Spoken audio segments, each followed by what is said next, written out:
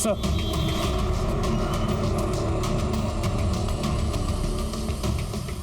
लड़की? सर हम लोग उसे हॉस्पिटल ले गए थे, लेकिन वहाँ उसकी मौत हो गई। हमको फोन किया किसने था? मैंने। सर, इंस्पेक्टर विमला साठी, करप्शन प्रिवेंशन ब्यूरो। ओह, आपने देखा कौन लोग थे वो? 2 लोग थे, काली बाइक पे आए थे, वहाँ शांतिनगर की तरफ से आए और फायर किया, सीधा चले गए। नंबर देख पाया? नहीं, काफी स्पीड में थे। बिड़े, शर्मिला? सर फॉरेंसिक टीम लगी हुई है। ये इसका मेरे को सीसीटीवी फुटेज चाहिए। सर। मैडम, आपको जब भी वक्त मिले तो प्लीज थाने आकर स्टेटमेंट दे दीजिएगा। Yes sir. Thank you so much. Thanks.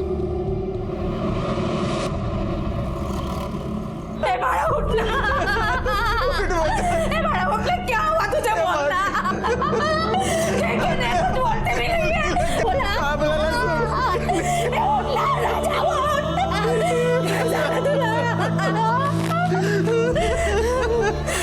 किसने मारा इसे? साहब, हम बहुत गरीब आदमी है साहब, हमारी किसी से दुश्मनी भी नहीं थी साहब। अबे क्यों चुप हुआ? बोलते कैसे हुई? क्या हुआ?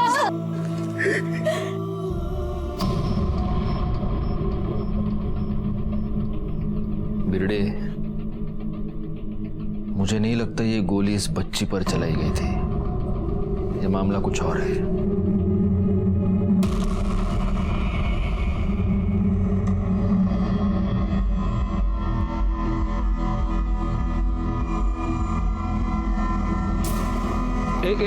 एक मिनट पीछे, 20 सेकंड पीछे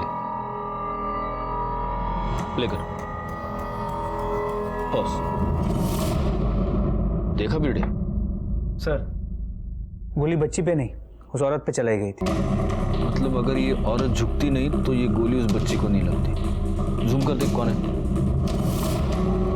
पीआई करप्शन प्रिवेंशन ब्यूरो, ये विमला सेठ। इसको तुरंत अलर्ट करो बिरडे, इसकी जान को खतरा है। सर, नंबर है मेरे पास। सर, नंबर स्विच ऑफ है। घरी जा तिच्या ताबडतोब। सर।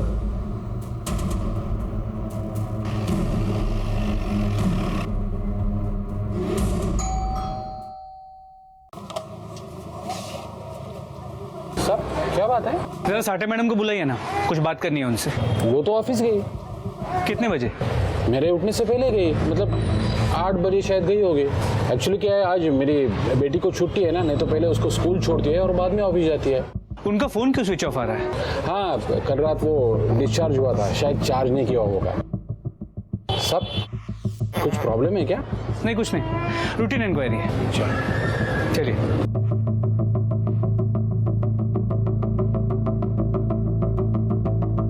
साठे मैडम ने ड्यूटी ज्वाइन नहीं किया है। अरे शिंदे, साठे मैडम आलात का? नहीं सर। अरे उनका ऐसा कौन है? वो भानु नाईक है ना? हो सर।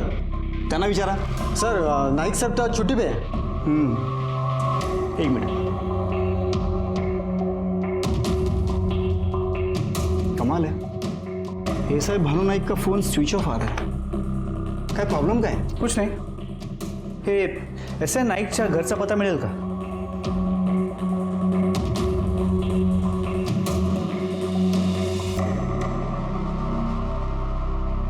हाँ सर, ये भानु नाईक घर पे नहीं है और साठे मैडम ना ऑफिस में है ना घर में. नहीं, वो अभी मिलेगी भी नहीं. सर ऐसा क्यों? तुम ऐसा करो, ये देवलाली फॉरेस्ट की तरफ आ जाओ तुरंत. जी सर. रेवडे, देवलाली फॉरेस्टला चला. चल.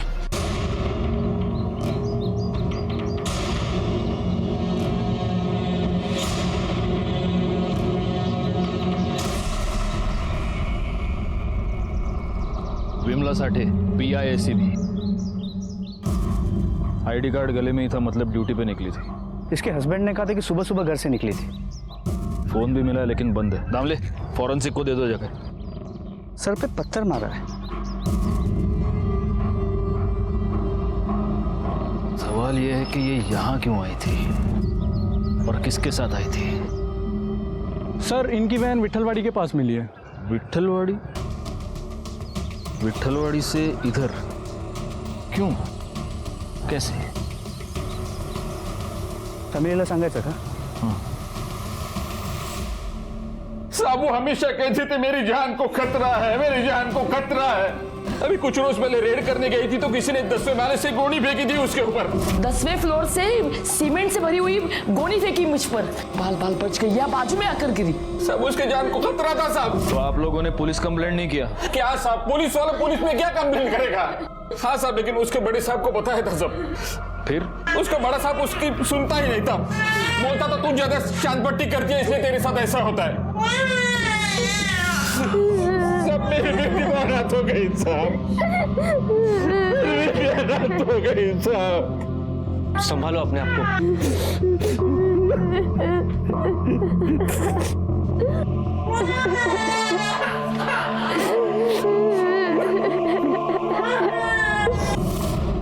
मैटर बहुत सीरियस है बिरडे। एक पुलिस ऑफिसर की जान जा चुकी है, एक बच्ची की जान जा चुकी है। हमें ये केस जल्दी से जल्दी सॉल्व करना होगा। सर लगता है ये सब किसी करप्शन केस के चलते हुए है और साठे मैडम को सुपारी देके मारा गया है। मुझे भी ऐसा ही लगता है। इस साठे मैडम के एसीपी से बात करें? नहीं, पहले हमें अपनी छानबीन पूरी तरह से करनी होगी। साठे मैडम का ऐसा है नाइक, उसको सबसे पहले ढूंढना पड़ेगा। चलो।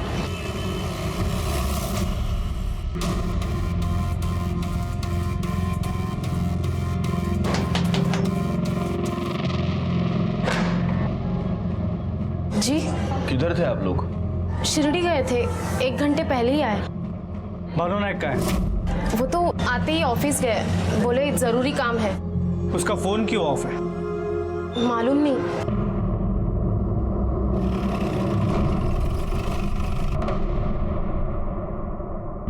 हम जानते थे ये तो एक दिन होना ही था। ऐसा क्यों सर? जरूरत से ज्यादा उत्साह, हर बात पर हड़बड़ाहट। सर नायक साहब इधर नहीं आए, पूरी बिल्डिंग चेक कर ली। तो अब ये भी अपनी कुर्सी पर नहीं है। ताज्जुब नहीं होगा कि कल को आपको इनका भी लाश मिले। ये दोनों का काम करने का तरीका एकदम एक जैसा, बिना इन्फॉर्म किए कहीं भी रेड डाल देते थे। नो नोटिफिकेशन, रेड पर रेड, रेड पर रेड, जैसे सारी दुनिया की ईमानदारी का ठेका यही लिए थे। होश से नहीं, जोश से काम लेते थे। खराब जुबान, हर बात में झापड़लात। अभी फिलहाल कौन कौन से केसेस हैंडल कर रही थी वो? बताया ना आपको, 2-4 रेगुलर केस, बाकी सारे अनऑफिशियल। कहीं से लीड मिली, मार दिया था। ये विमला साठे ये खुद करप्ट तो नहीं थी? सर मैं भी यही सोच रहा था, बिना अपने सीनियर्स को इन्फॉर्म किए रेड करना। वो उसका ऐसा है नायक, उसको सब मालूम होगा। सर नाइक साहब का अपने भाई के पास भी आना जाना रहता है। उसका भाई रहता रहा है नासिक देवलाली रोड पे।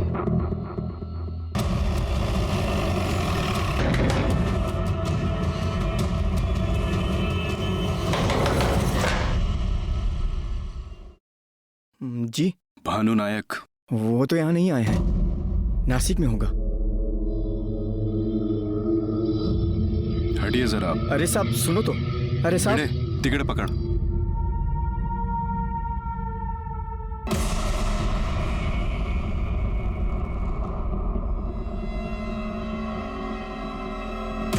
यहाँ क्यों छुपे हो तुम? वो लोग मुझे भी मार देंगे सर, मार देंगे मुझे। एक इंदिरा नगर की पार्टी थी और एक जोशीपाड़ा का कॉन्ट्रैक्टर, दोनों की केस पे साठे माड़े में थी। फिर जोशीपाड़ा का राघव मुड़े एक्साइज ऑफिसर को पैसा खिला रहा था। मैडम ने रंगे हाथ पकड़ा उसको, पब्लिक में लाफा भी मारा उसको। उसके बाद मैडम को थ्रेटनिंग आया फोन पे। एक दिन एक लोकेशन पे सीमेंट की गोनी फेंकी उनके ऊपर, वो मिस हो गई इसलिए बच गए। उसके बाद ट्रक ने उड़ाने की कोशिश भी की, उस दिन भी हम लोग बच गए। मैंने मैडम को बताया भी, अटेम्प्ट लिया है किसी ने मारने का, पर उन्होंने हंसी में टाल दिया। वैसे एसीपी साहब को इन्फॉर्म किया था, पर उनमें और मैडम में बनती नहीं थी। ये तुम्हारी मैडम ये पैसे खाती थी क्या? सर क्या खाती थी क्या, हाँ या नहीं? क्या मालूम सर। वो जोशीपाड़ा वाले का नाम क्या बता? राघव मुड़े, और इंदिरा नगर में ऋषभ पाल, और वो income tax officer Mahesh Deshpande. Sir जुबान की बड़ी कड़वी थी वो। तुम्हारे ऊपर रेड मारा था उसने, है ना? नहीं सर, अब बिजनेस में तो पैसा इधर उधर होता ही रहता है ना। अभी इसका मतलब ये तो नहीं कि सब पैसा गलत ही है, पर वो मानती ही नहीं थी। इसलिए तुमने उसको धमकी दिया? नहीं सर, बिजनेस करता हूँ मैं, क्रिमिनल नहीं हूँ। सरकारी ऑफिसर को धमकी? नहीं सर, इतनी हिम्मत नहीं है हमारी। और विमला साठे, उनसे तो सभी डरते थे सर, काफी दबंग ऑफिसर थी। बहुत अकड़ में रहती थी वो, इधर नाक पे गुस्सा रहता था उसका, सही गलत बिना देखे हाथ चलाती थी। घूस लेते हुए पकड़ा था तुमको, केस चल रहा है ना? नहीं सर, सब गलत है। मतलब करप्ट तुम नहीं, वो थी? मालूम नहीं सर। सगळ्यांचा और नजर रखना कोई नासिक छोड़ के न जाने पाए। सर मुझे आई के पास जाना है। हाँ माया, मत रो माया, मेरे आई के पास जाना है। मत रो माया।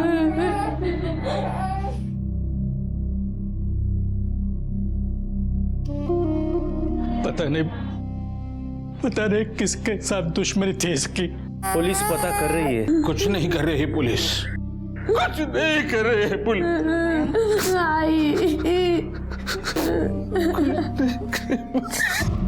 बहुत दुख होता है जब हम ये सुनते हैं कि पुलिस वाले कुछ नहीं करते। आमतौर पर पब्लिक ऐसा ही सोचती है, लेकिन सिर्फ हम पुलिस वाले ये जानते हैं कि एक केस सुलझाने में हमको कितनी चुनौतियों का सामना करना पड़ता है, दिन रात एक करना पड़ता है। खैर कोई कुछ भी कहे, हमें अपना काम ईमानदारी से करना है। अब तक हमें यही मालूम हुआ था कि ये मामला करप्शन प्रिवेंशन ब्यूरो की विमला साठे की जिंदगी से ताल्लुक रखता था, पर उस दिशा में हमें कोई पक्का सबूत नहीं मिल रहा था। हमारे पास क्राइम सीन का सीसीटीवी फुटेज था, पर गोली चलाने वालों की सही पहचान मालूम नहीं चल रही थी। इसी से मालूम चल सकता था कि विमला को कौन मरवाना चाहता था। इस बात में अक्सर काम आते हैं हमारे अनऑफिशियल सोर्सेस, हमारे खबरी। सब यहाँ पे पॉज करो ना, थोड़ा जूम करो ना सब।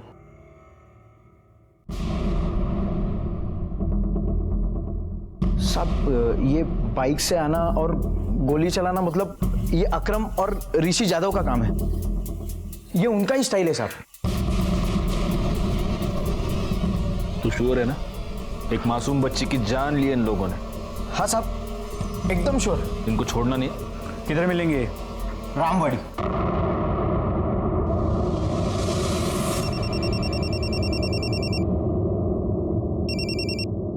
हेलो।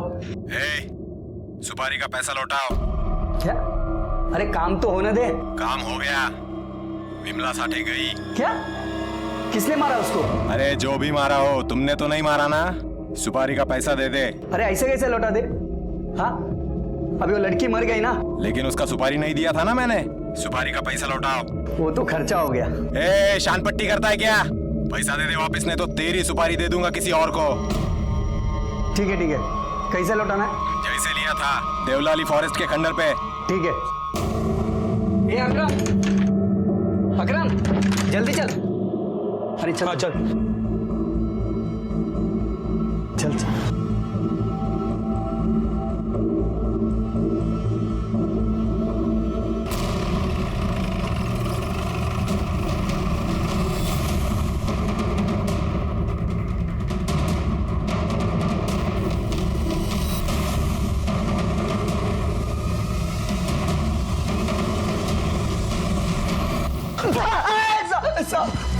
बोल बोल बोल। बच्ची गलती से मर गई साहब, सुपारी किसी और का था। किसका सुपारी था?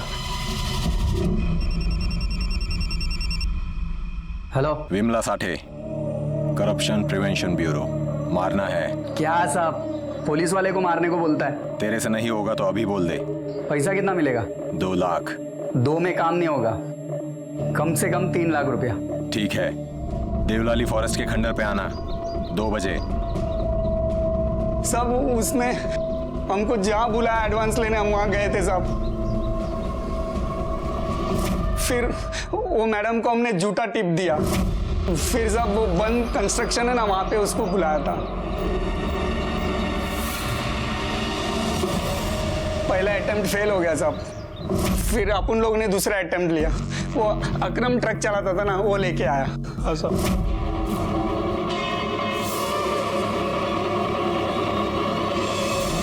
पर हम लोग फेल हो गया साहब। फिर हम लोग ने डायरेक्ट गोली मारा, पर उधर भी वो झुक गई और एक बच्ची मर गई। हाँ साहब, वो सुपारी गलत लग गया साहब। सुपारी सुपारी की पड़ने, हाँ एक बच्ची मर गई, तेरे को सुपारी की पड़ी है। सर पोस्टमार्टम रिपोर्ट आले तोडून टाका यांना।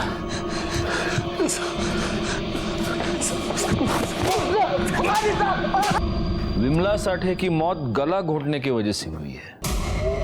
इसका मतलब पहले उसका गला घोटा गया और फिर उसका सर फोड़ा गया पत्थर से, शायद डेथ कंफर्म करने के लिए। सर इसके अलावा बॉडी में टॉक्सिसिटी भी पाई गई है। मतलब उसको पहले कोई केमिकल दिया गया था, बेहोश कर दिया गया था। वो केमिकल एनालिसिस की रिपोर्ट नहीं है इसमें। सर उसे आने में 2 से 3 दिन लगेगा। फोरेंसिक डिपार्टमेंट ने वक्त मांगा है। बिरडे, मुझे लगता है कि ये मामला उसके ऑफिस से नहीं, उसके घर से रिलेटेड है। सर वैसे भी ऑफिशियल साइड से कुछ खास नहीं मिला है। अब देखो 2 लाख की सुपारी दी गई।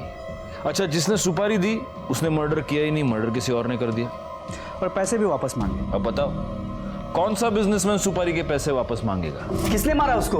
अरे जो भी मारा हो, तुमने तो नहीं मारा ना, सुपारी का पैसा दे दे। नहीं बिरडे, जो भी है बात घर की ओर इशारा कर रही है। सर बोल रहे सर, मोहल्ले में घूमने के बाद पता चला कि साठे मैडम और उनके हस्बैंड के बहनोई में हाथापाई हुई थी। सर कौन बहनोई? ये विनीत मोरे, प्रवीण साठे का बहन का पति।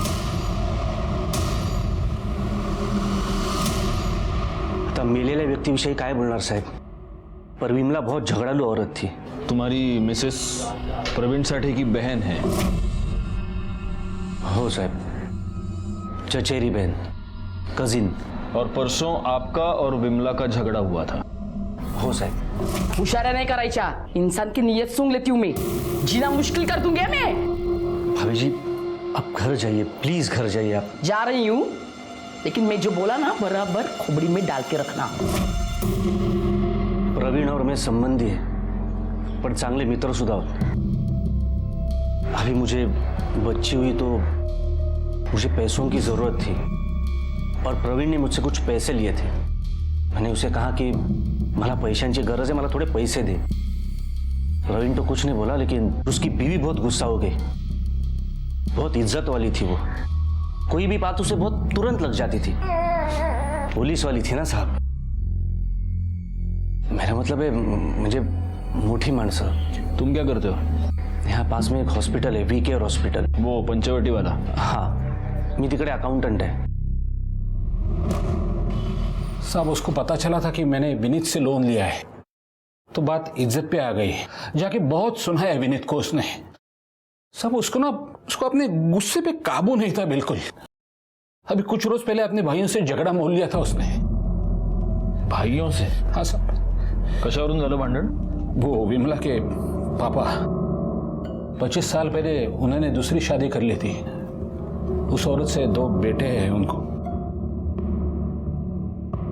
पूरी प्रॉपर्टी उनके नाम पे है। विमला ने अपना हिस्सा मांगा तो बात मारा मारे पे आ गई। बड़ी मुश्किल से ये घर मिला है हम लोगों को, बड़ी मुश्किल से मिला ये घर। कहाँ रहते ये मैडम के पापा?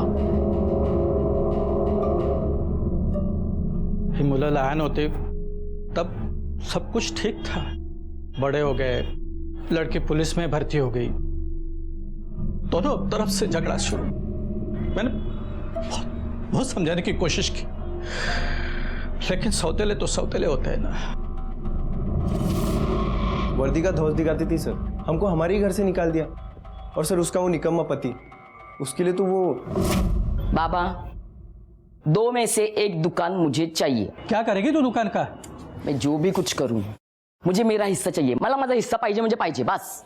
एक अबे बढ़िया हिस्सा मांगने वाली अशी कैसे नकारा खाली तुझा? ए हाथ खाली, हाथ नीचे। आ तुझे पता है क्या किसके साथ बात कर रहा है तू? हाँ पुलिस वाली होगी ना तू, तेरे थाने में हे माझं घर है। रुको, ठीक है देतो तुला तुझं दुकान। काय करणार आहे तू दुकानाचं? बाबा प्रवीण को वो दुकान में ना प्रॉपर्टी का बिजनेस डालना है। अरे तेरा वो निकम्मा पति, अरे उसे दुकान खोल के दो या क्या बोला रे तू? विमला, विमला सुना, कल सुबह मुझे 1 दुकान खाली करके चाहिए। बहुत भारी पड़ेगा तेरे को, ये बहुत भारी पड़ेगा। तेरी वर्दी की धौंस नहीं उतारी ना, तुम नाम का भाई नहीं मैं। ए जो करना है वो कर ले, चल। साहेब आम्हाला का आणलंय इथे? आम्ही काही नाही केलं सर, सब धमकी दिया था। हाँ गुस्सा आया था, बहुत गुस्सा आया था, लेकिन सच बोल रहा साहब, हमने कुछ नहीं किया सब। बिरड़े, इन दोनों का रिमांड ले लो, जब तक प्रूफ ना मिले इधर ही रखना इनको। अरे साहब हमने कुछ किया नहीं सर, सर प्लीज सर, हमने कुछ किया नहीं सर, सब सुनो तो सही। सर, प्रवीण साठे ने प्राइवेट हॉस्पिटल में डीएनए टेस्ट किया था। DNA test? हाँ सर। क्यों?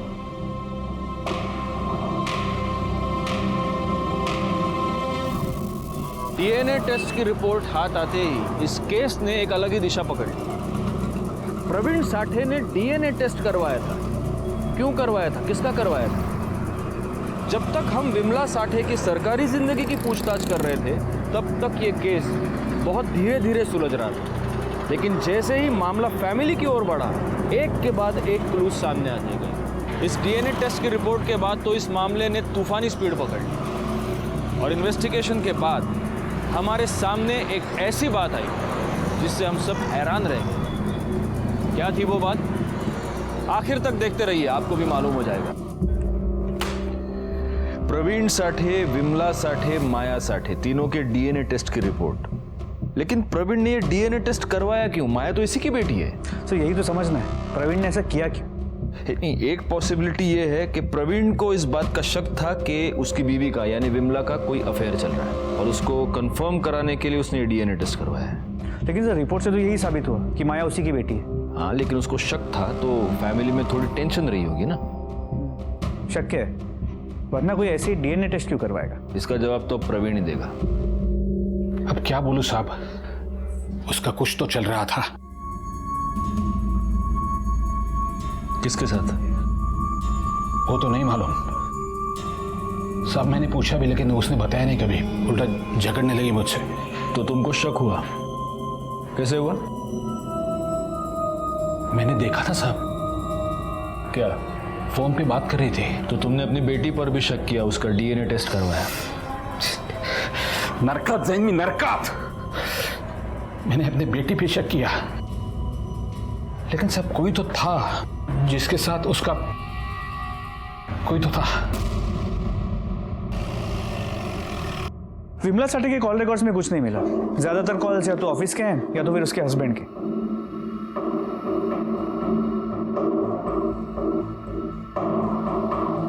भिड़े, ये नंबर किसका देखना जरा, ये 184 वाला। इससे रिपीटेड कॉल्स है, 2-3 बार देख लो किसका नंबर है ये।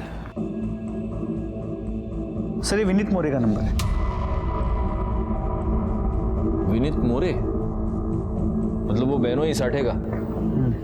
कहीं उसके साथ विमला का कोई? हो सकता है, तो फिर शायद उसी वजह से उन दोनों में झगड़ा भी हुआ, शायद उसकी वजह भी वही हो। सर आपको गलतफहमी हो गई है सर। फिर प्रवीण ने डीएनए टेस्ट क्यों करवाया? DNA test? मुझे नहीं मालूम सर, मुझे कभी बताया नहीं उसने। और इसलिए तू लगा रहा? हाँ? नहीं सर, मेरे और विमला के बीच में कुछ नहीं था। कुछ नहीं था? भाभी थी वो मेरी। हाँ? सर भाभी? हाँ भाभी? बघतो तुझ्याकडे नंतर। सर हाँ त्याला ठेवायचंय का? हाँ म्हणजे काय, ठेवून घ्यायला। और वो ऐसा है नायक, उसको बुलाओ। नहीं सर, मैडम का किसी के साथ अफेयर या रिश्ता नहीं था। तुमको कैसे मालूम?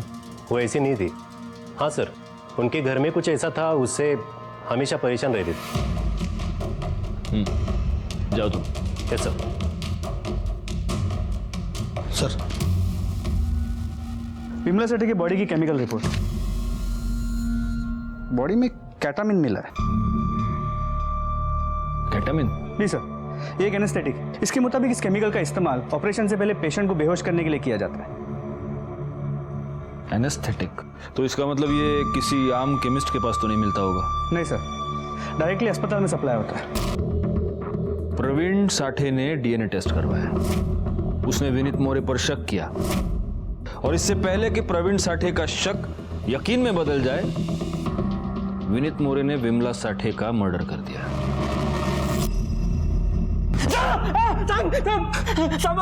हॉस्पिटल में काम करता हूँ मैं, इसका मतलब कैटामिन मेरे पास हो गया क्या साहब? ते कैटामिन का केमिस्टच्या दुकानात मिळता काय रे? तूने निकाला ना हॉस्पिटल के बाल? बोल नहीं बोल। नहीं साहब, हर चीज का एक हिसाब होता है हॉस्पिटल में साहब। अब आप चाहो तो मेरे हॉस्पिटल का इन्वेंटरी चेक करो साहब, या फिर स्टोर में पता करो साहब। मेरे और विमला के बीच में चक्कर नहीं था साहब।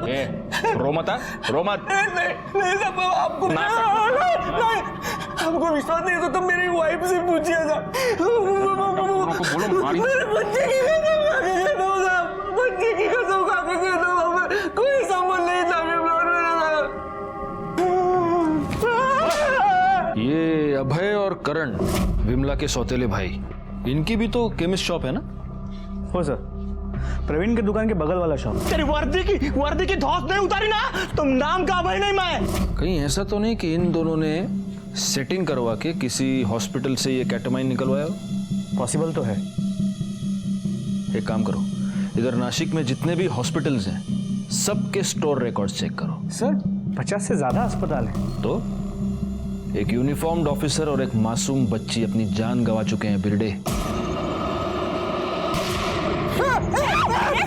कैटामाइन चोरी हुआ है, उसे ढूंढना तो होगा ही, फिर चाहे जितने भी दिन लग जाए।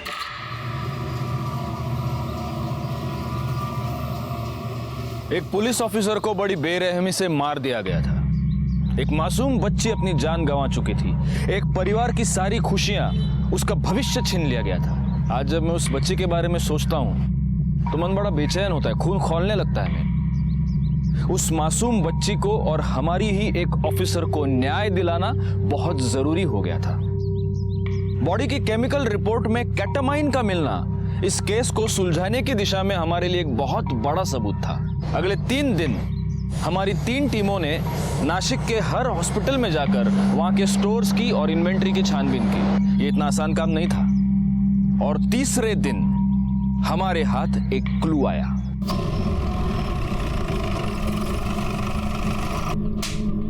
केटामिन के 2 वायल मिसिंग है। कहाँ है बोल। साहब वो मेरे दोस्त को चाहिए था। नाव सांग, नाव। मनु राणे। कौन है मनु राणे? कहाँ मिलेगा? साहब मैंने कुछ नहीं किया साहब, मैं बताता हूँ साहब। मेरे को ना 10,000 रुपए दिया था साहब। किसने दिया? लौकर बोल। साहब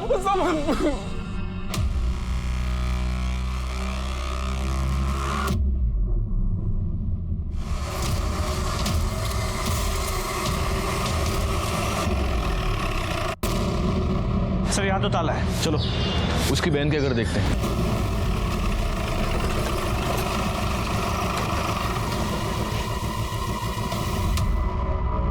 यहां भी ताला है।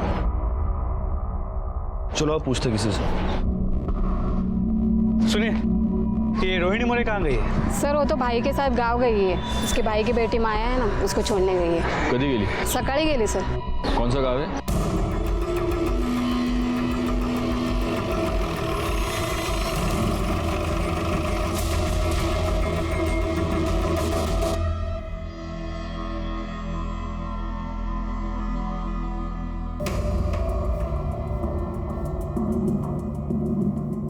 जी इसका बाप किधर है? इसको इधर छोड़ के चला गया। उसकी बीबी मर गई है। कधी आला होता इकडे? आज सकाळी। वो और उसकी बहन।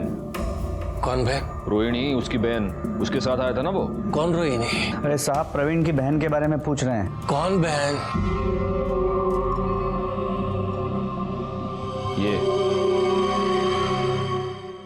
ये उसकी बहन नहीं है?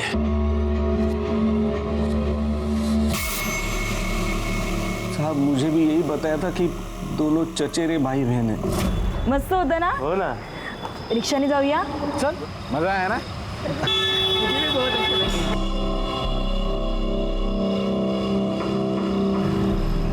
रोहिणी, प्रवीण तू इधर? और कितने सालों बाद? हाँ, तुम भी यहाँ रहते हो? ये कजिन है मेरी। नमस्ते। हाँ, और ये पति है ना? हाँ, ये मेरे पति है।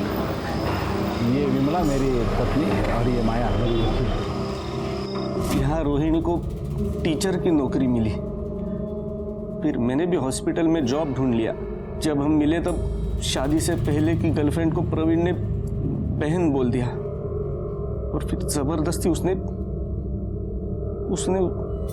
हमें उसके घर के बाजू में शिफ्ट कराया। और ये सब पता होने के बाद भी तुम चुप बैठे रहे? साहब मेरा प्रॉब्लम है कि मैं बच्चा पैदा नहीं कर सकता हूं और उसी का फायदा उठाया दोनों ने।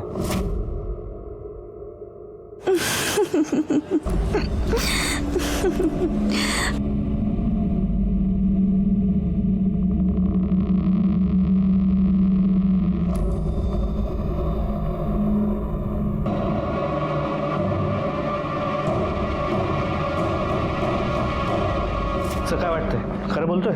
ये तो अब वो दोनों हाथ लगने के बाद ही पता चलेगा।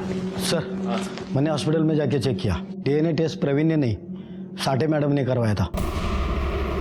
बेड़े उन दोनों के फोटोज फ्लैश कराओ, सारे नाकों पर चेकिंग शुरू कर दो, जल्दी क्विक। सर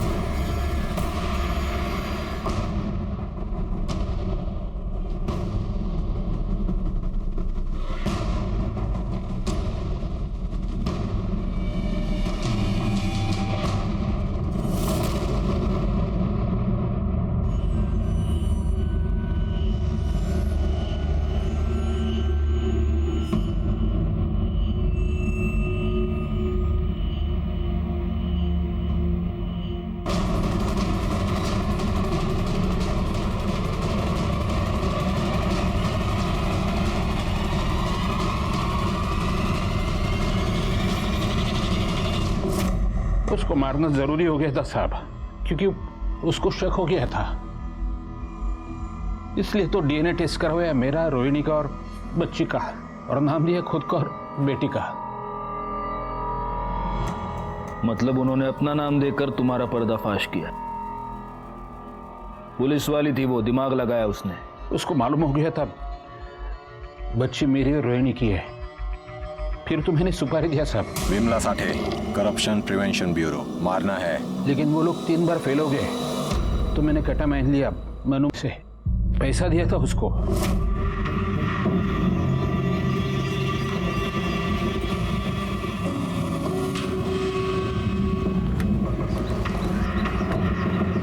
तू यहाँ?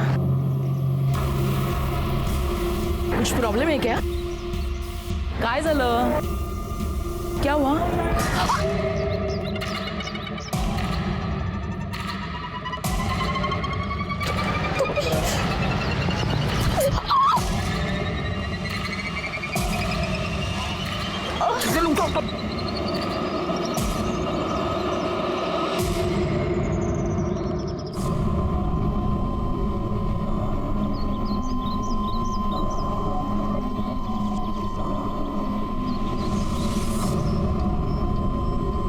अभी भी जिंदा है।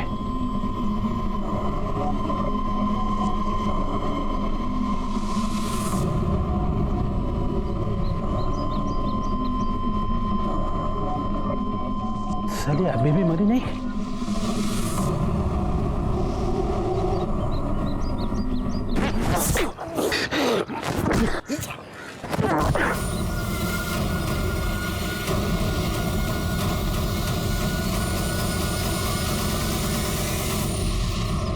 सब हमने जो कुछ भी किया ना हमारे प्यार के लिए किया। ये प्यार नहीं है प्रवीण साठे, ये दरिंदगी है। ये प्यार नहीं दरिंदगी है, यही कहा था मैंने प्रवीण साठे को। क्या ये प्यार है? ये कैसा प्यार है जो किसी की जान ले लेता है? मेरे पूरे पुलिस करियर में ये मेरे लिए सबसे चैलेंजिंग केस रहा है। क्यों? क्योंकि इस केस में विक्टिम को कदम कदम पर दस्तक मिल रही थी। घर में पति जिसको बहन कहता था उसके पीछे पूरे परिवार को छोड़ छाड़ कर लग गया था, और घर के बाहर विमला पर गोनी फेंकी जाना, उसको ट्रक से उड़ाने की कोशिश करना, भरे बाजार में उस पर गोली चलाना जिसमें एक मासूम बच्ची मारी गई। कदम कदम पर दस्तक दस्तक दस्तक, और विमला ने इन सब को नजरअंदाज कर दिया। प्रवीण साठे, रोहिणी मोरे, मनु राणे और हॉस्पिटल केमिस्ट मधुकर जोशी के खिलाफ हमने 250 पेज का चार्जशीट नासिक के सेशन कोर्ट में दायर किया। 18 अक्टूबर 2017 को इंस्पेक्टर विमला साठे की हत्या के जुर्म में प्रवीण साठे और रोहिणी मोरे को आजीवन कारावास की सजा हुई और बाकी दोनों को हत्या की साजिश के जुर्म में 10 साल की सजा हुई। एक मासूम लड़की और एक पुलिस ऑफिसर अपनी जान गंवा चुके थे। जब न्याय मिला तब मुझे और मेरी पूरी टीम को बहुत राहत मिली। हर अपराध अपने होने से पहले दस्तक देता है। आप उस दस्तक को सुनिए और अपराध होने से, अनहोनी होने से टालिए। मैं सीनियर इंस्पेक्टर राजेश जाधव आपसे विदा लेता हूं। आप सतर्क रहिए और देखते रहिए क्राइम पेट्रोल दस्तक। मकसद बताना नहीं, बचाना है।